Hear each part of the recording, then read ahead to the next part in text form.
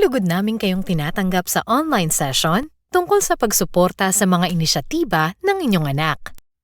Natututo at umuunlad ang mga bata sa pamamagitan ng pagsaliksik at pagtuklas sa mga bagay-bagay.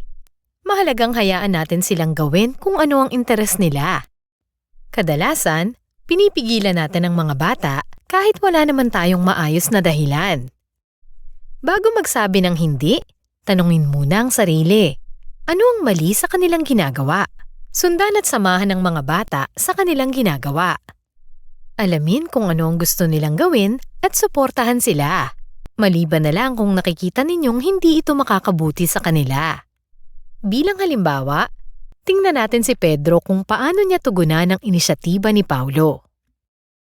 Magbihis ka na, Paulo. Aalis tayo para bisitahin ang iyong tiyahin.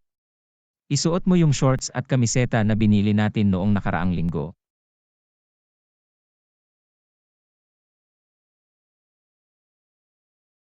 Ay nako, tingin mo ba angkop ang suot mo? Alam mo namang maselan ang tiyahin mo. Pero mas komportable ako sa ganito. Ganun ba? Okay, naiintindihan ko. Tingin ko hindi na magiging problema yan. Mahalaga rin sa akin na komportable ka sa suot mo.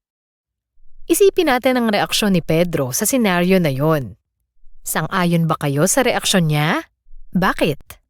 Isipin niyo kung paano niyo masusuportahan ang mga inisyatiba ng iyong anak. Binibigyan mo ba siya ng sapat na panahon at lugar para makapaglaro at makapagsaliksik o makapag-explore? May naaalala ka bang pagkakataon na ginawa mo ito? Sa tuwing nagpapakita ka ng interes at atensyon sa mga hangarin ng iyong anak, nakikisama at sumasabay ka sa kanyang ginagawa o interes, nabibigyan sila nito ng damdaming pagpapahalaga sa sarili.